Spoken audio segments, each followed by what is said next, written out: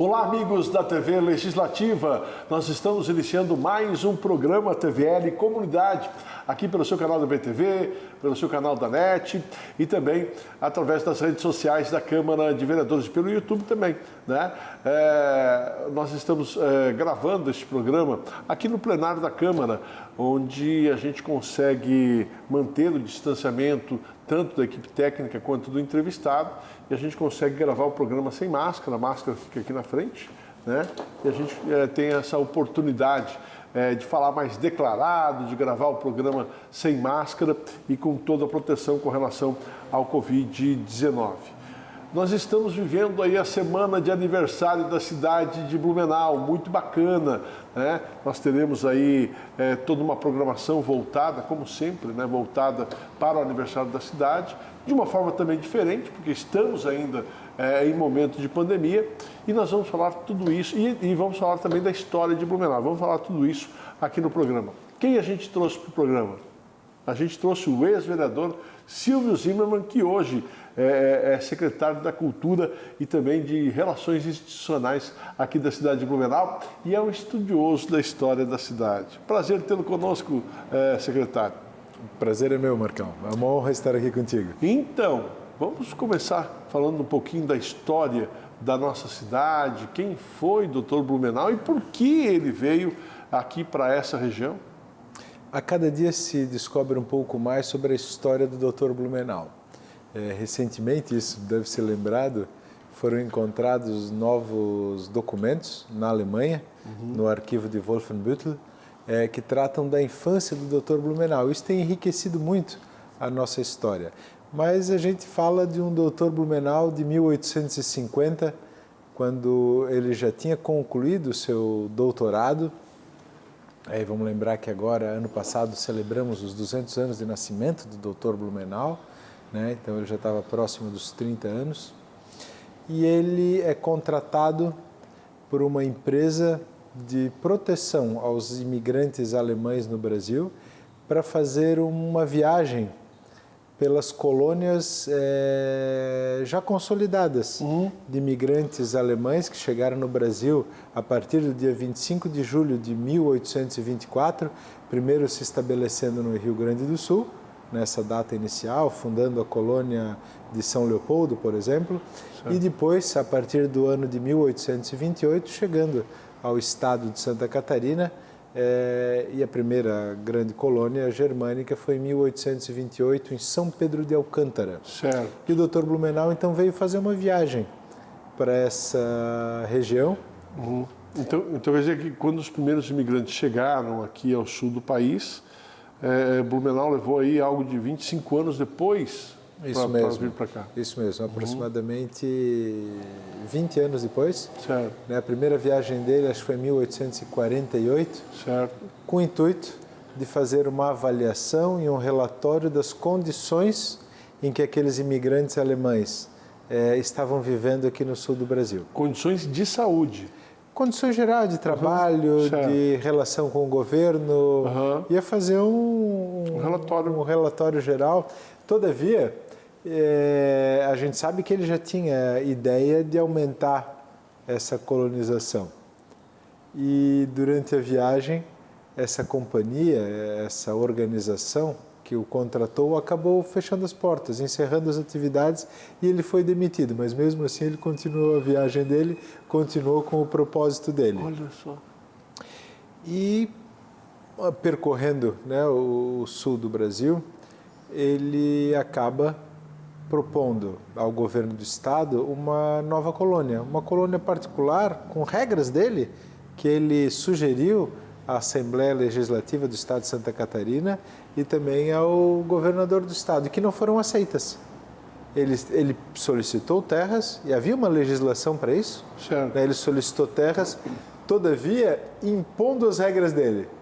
O governo analisou por meio ano e no final das contas não aceitou. Então ele formou uma sociedade com Ferdinand Hackert e decidiu comprar terras. O que a gente acredita é que sejam terras aproximadamente entre a foz aqui do Ribeirão Garcia e a foz do Ribeirão da Velha. Talvez esse tenha sido o primeiro núcleo de colonização adquirido pelo Dr. Blumenau. Então ele pagou por essas terras junto com o sócio. Nesse momento, após a consolidação do negócio, ele deixa o sócio aqui com algumas pessoas para construir as primeiras instalações, casa, uma serraria, aquilo que fosse necessário para receber imigrantes. Certo. Ele volta para a Alemanha para recrutar imigrantes e quando ele chega aqui ele tem uma surpresa.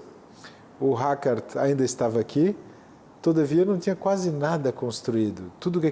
Todo o esforço que eles haviam feito nesse período foi levado já como enchente. Olha só. E o Hackert desiste da sociedade e volta para... Não vou mais ficar aqui tem enchente, vou ficar sofrendo aqui. E volta para Florianópolis, que chamava Desterro, né? E o Dr. Blumenau empreende então a colonização sozinho. Quanto tempo de viagem daqui, da nossa região, até a Alemanha naquela época, secretário? Dependia muito das condições do clima, né?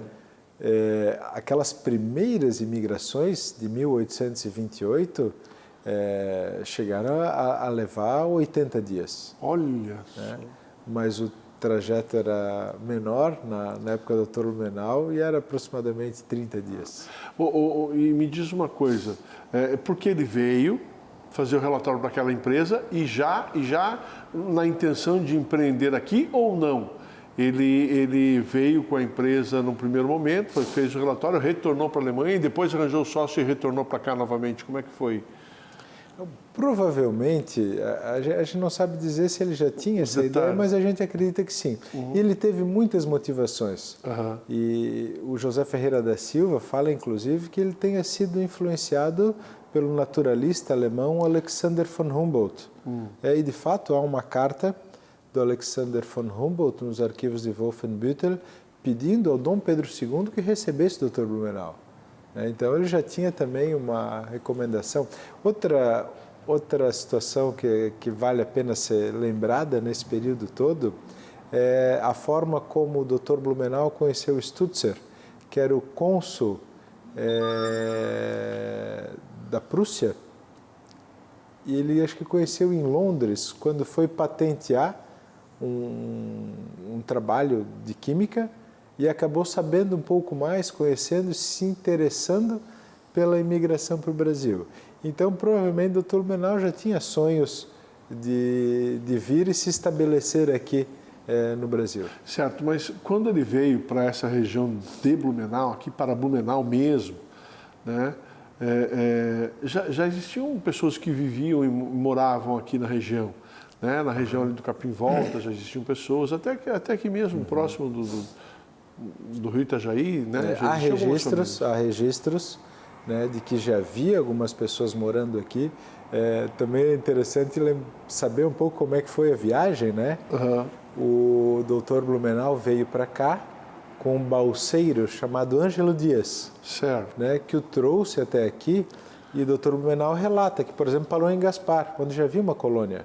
Né, já havia descendentes de povos germânicos, de alemães, estabelecidos em Gaspar desde 1836. E ele dormiu, se eu não me engano, ele relata que passou uma noite na casa de alguém com o sobrenome Schramm, que é um sobrenome bem conhecido, né, em Blumenau, em Gaspar, e depois veio até aqui a curva do rio e ele descreve esse trajeto feito com Ângelo Dias. Ele para conversar com Peter Wagner, né, que morava no Capim Volta, e há registros de que havia famílias que vieram de Camboriú, da Barra de Camboriú, que moravam aqui no Ribeirão Garcia. Então havia, sim, já havia algumas famílias, não era completamente desabitado. É porque a história que a gente acaba conhecendo, né, num primeiro momento, até uma história meio romanceada, que chegou o Dr. Blumenau com 17 imigrantes e tal, e a impressão que a gente tem é que aqui era tudo selvagem, que não tinha, né? Mas não, já existiam pessoas que viviam aqui nessa região. Provavelmente eles viviam em situação muito rudimentar. Né? Eu acho que a gente não deve esquecer que, de fato, era uma condição, né? Não tinha estrada, não tinha acesso, não tinha absolutamente nada. Provavelmente as pessoas que viviam aqui tinham uma vida muito rudimentar e o Peter Wagner, né, que veio com a esposa, teve diversos filhos aqui, acabou influenciando muito o início da colonização. E muitas vezes se conta que muitas vezes o Dr. Blumenau buscava informações com o Peter Wagner e também com aquelas pessoas estabelecidas em Gaspar. Informação sobre o clima, sobre como as plantas se desenvolvem, né, no nosso clima subtropical, como é que funcionam as marés, as estações. Então ele já tinha algumas habilidades que o Dr. Blumenau foi aprendendo com esses povos. Mas sem dúvida alguma o trabalho para empreender a colônia foi muito grande, foi gigantesco, um negócio hercúleo. E esses 17 migrantes que vieram juntos, cada um tinha sua habilidade, como é que é? Sim, o Dr. Blumenau era muito rigoroso com isso. Né? Ele, naquele momento em que ele deixa o sócio aqui, o Fernando Hackert, com algumas pessoas para ajudar no início da criação de um espaço mínimo para sobrevivência, uma serraria, algumas casas, ele volta para a Alemanha para buscar imigrantes, para atrair imigrantes para cá. Ele tem dificuldades, né? Ele acaba publicando uma revista, patrocinando publicações em jornais para que as pessoas conhecessem, né? Tivessem acesso à informação da possibilidade de migração para o Brasil, mas tem muita dificuldade nisso e acaba vindo, né, com 17 imigrantes. E a gente tem aquela cena dos 17 chegando numa balsa. Aquilo provavelmente não existiu. Aquilo, de fato, não foi desse jeito. Certo.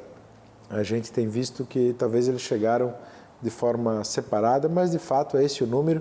São essas as famílias que vieram, fruto do convite do Dr. Blumenau para cá, e começaram a erguer o que hoje é a cidade de Blumenau. Jovens? Eram 17 jovens? Jovens, todos novos, né, todos aptos ao trabalho. E o Dr. Blumenau, ele queria uma colônia idealizada, né, e que todos tivessem, de fato, uma profissão. Isso era muito importante para ele e, claro, era necessário para que a colônia dele, que era uma colônia particular entre 1850 e 1860, pudesse prosperar. Mas uma coisa que está na cabeça, porque eu estou aproveitando essas informações que você traz através do próprio estudo que você faz nesse sentido, secretário Silvio. O senhor disse que o Dr. Blumenau encaminhou à Assembleia Legislativa do Estado algumas regras para ter aqui para montar a colônia, para instituir a colônia, e não foi aceita. O que seriam essas regras? Ele tinha a concepção dele, né? Ele queria... eu vou fazer uma brincadeira aqui, né? Mas para tentar entender. Ele queria ser o poder executivo, legislativo e o judiciário sozinho. Não, ele, por exemplo, não queria... Interferências? Ele não queria, por exemplo, que houvesse escravos aqui. Ele tinha esse tipo de regra, né? Mas o Brasil admitia a escravidão naquele momento. Mas ele se colocava numa forma antagônica a isso. Então, ele já propôs naquelas regras que ele escreveu que aqui nenhum trabalhador poderia ter um escravo. E mesmo que a Assembleia não tenha aceitado essa proposição dele, ele cuidou com aquelas pessoas que ele recebia, né, quem ocupavam os lotes que pertenciam a ele comercializava, obviamente, os lotes, que não tivessem escravos e que trabalhassem para construir por conta própria a colônia particular dele. Então, essa é uma das regras para que as pessoas entendam, né? Então, ele quis apresentar uma legislação própria para a colônia dele dentro do Estado, né, de direito, que já tinha a sua legislação, e eles acharam aquilo muito estranho. Como é que alguém não vai querer escravo? Como é que alguém não vai querer ter regras a mais do que a Assembleia impõe? Aqui tinha interferências de índios também? Sim, tinha, né? Mais para o Alto Vale, mas há centenas de relatos de conflitos com índios, e isso demorou muito para ser apaziguado. Demorou muito. A cultura italiana também fez parte, não vou dizer bem nesse início, mas ela também fez parte desse processo. De colonização? Isso. Sim. Houve um desentendimento diversas denúncias de escravidão de imigrantes alemães aqui no Brasil, em colônias no Rio de Janeiro, em São Paulo, e que motivou a edição de um decreto prussiano, se eu não me engano foi em 1856, chamado Decreto Haidt, onde o governo da Prússia impediu novas imigrações de prussianos ao Brasil. Posso estar errando por 1 ou 2 anos da data, mas a partir desse momento, então, as companhias colonizadoras, elas começam a atrair italianos para vir para cá. Então, a partir desse momento, 1856, salvo engano, começaram a vir italianos para cá. Logo depois, então, da colonização do Blumenau. Logo depois. Fechou aqui em 1850, né? Então, 56, 6 anos depois. 6 anos depois já começaram a chegar os italianos. Eles ficaram mais na parte de cima também, né, secretário? O Dr. Blumenau, por alguma razão, ele não misturava as etnias, mesmo as germânicas. Ele acabava separando por núcleos de colonização, mesmo etnias germânicas diferentes. Eu prefiro usar o termo germânicos do que alemães, porque a Alemanha só foi fundada em 1871. O doutor Alemão era um prussiano, né? Em 1800 tem a dissolução do Sacro Império Romano Germânico, se cria a Prússia ao norte, Império Austríaco ao sul, diversos povos independentes. Aqueles que migraram em 1824, 28 eram da Renânia-Palatinado, mas o Dr. Blumenau então entendia que não devia misturar as culturas. Então assim, o Dr. Blumenau segregava italianos? Eu acho que não. Ele separava as pessoas pelas suas etnias. A gente pode ver na Itopava Seca, tem um tipo de povo germânico. Na Vila Itopava, né, tem outro tipo. Em Pomerode tem os pomeranos, né? Então em cada núcleo de colonização tinham etnias diferentes. E os italianos também acabaram formando outros grupos. Agora há uma mistura também de muitos povos que pertenciam à Áustria, tidos como italianos, porque pertenciam ao Tirol. Certo. E o Tirol é uma região no norte da Itália, sul da Áustria, que acaba compreendendo um pouco de cada país. Então, muitos tiroleses, às vezes com nomes ou com hábitos italianos, né, mas eram austríacos, e vice-versa também.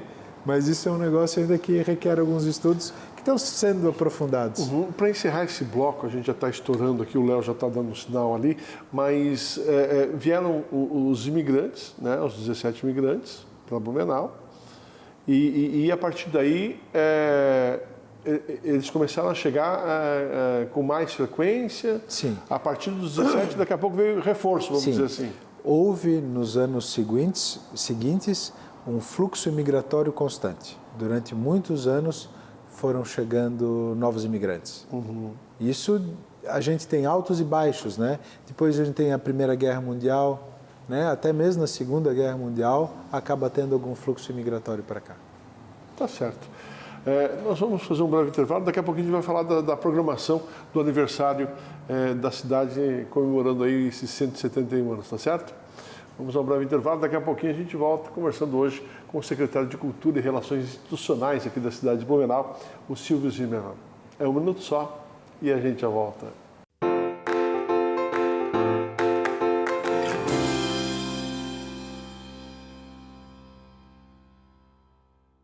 É da nossa tradição essa vontade de fazer acontecer. Todos os dias, todas as horas, conseguimos fazer da tristeza a nossa superação, das conquistas o nosso objetivo. A Câmara Municipal faz parte dessa história, na fiscalização e na promoção de um debate contínuo com a nossa sociedade. Acompanhe as atividades do Legislativo no site e exerça hoje e sempre sua cidadania. Câmara Municipal de Blumenau, fazendo parte dessa história.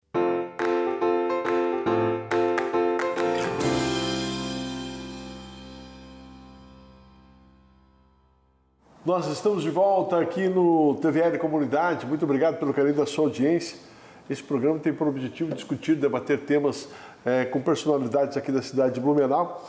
E para quem não acompanhou o bloco passado, estamos recebendo aqui o secretário de Cultura e Relações Institucionais, o ex-vereador Silvio Zimmermann, que está matando a saudade aqui da casa e contou uma boa parte da história, fatos pitorescos da história da colonização aqui da cidade de Blumenau.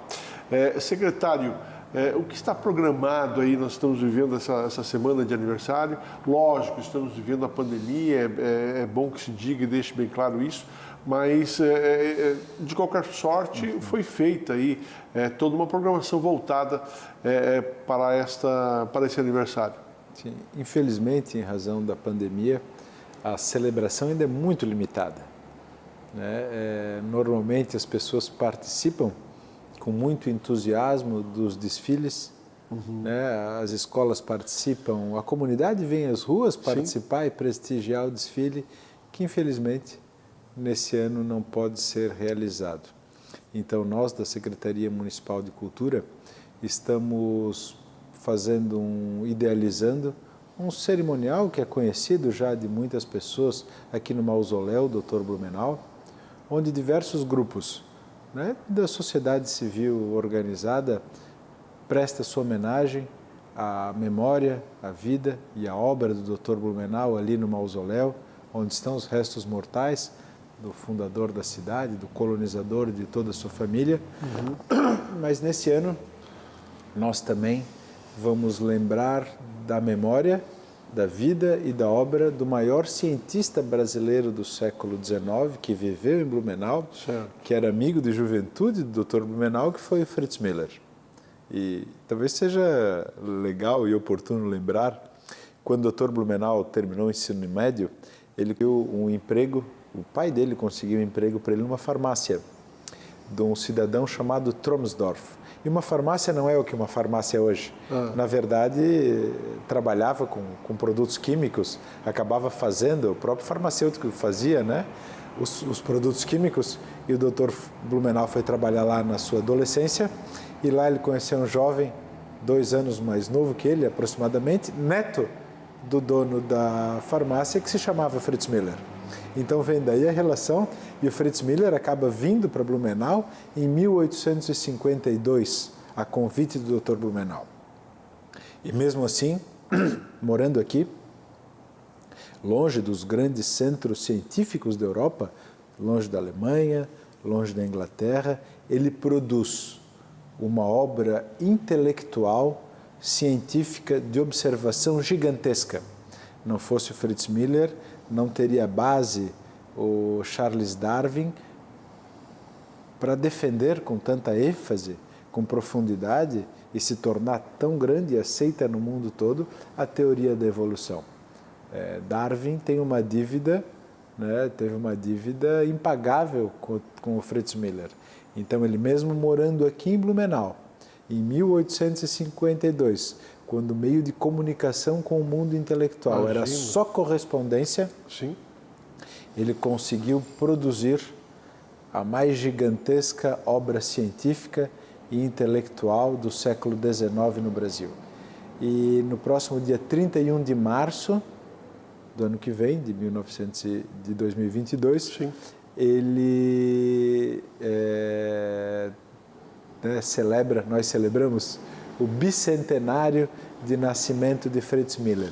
Então, esse momento de aniversário de Blumenau, dos 171 anos do aniversário de Blumenau, terá uma ênfase especial na vida, na obra, na história do Fritz Miller, que morou aqui em Blumenau, morou em Desterro, né, na capital da província de Santa Catarina, e deixou um legado gigantesco como cientista, como professor, como pesquisador, como observador, como pai de família, como poeta. Deixou, inclusive, uma obra nesse sentido para a sociedade blumenauense. E Fritz Miller também morou aqui, né? Sim, viveu aqui. Por alguns anos, né? Sim, no Capim Volta, né? A casa dele ainda está lá, hoje é um museu. Né? O que era a casa dele ainda está lá. Toda a casa ela foi ampliada e se tornou um museu.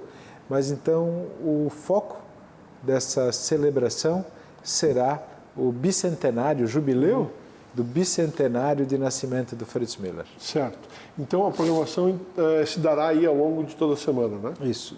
Mas fundamentalmente o ponto máximo dessa celebração, desse momento, será no Mausoléu, no dia 2 de setembro, a partir das 8 horas, onde haverá essa homenagem ao Dr. Blumenau e o hasteamento das bandeiras da cidade, bandeira da cidade. Certo. Secretário, muito obrigado pela sua presença aqui no nosso programa, contando um pouco dessa história, tendo que é importante, principalmente nesse momento que nós estamos vivendo, de celebração de mais um ano da cidade de Blumenau, uma cidade rica, sobretudo que busca levar aí o melhor para os seus habitantes, né, para a sociedade. E muito bacana aí de trazer para contar um pouco dessa história, de como tudo começou, das dificuldades e também de alguns assuntos pitorescos aí que você acabou colocando para a gente. Obrigado pela sua presença. Muito obrigado pela oportunidade, estou à disposição. Tá certo. Secretário de Cultura e Relações Institucionais, Silvio Zimmermann, foi convidado de hoje do TVL Comunidade. Muito obrigado pelo carinho da sua audiência. TVL Comunidade volta na semana que vem. Um abraço a todos. Até lá.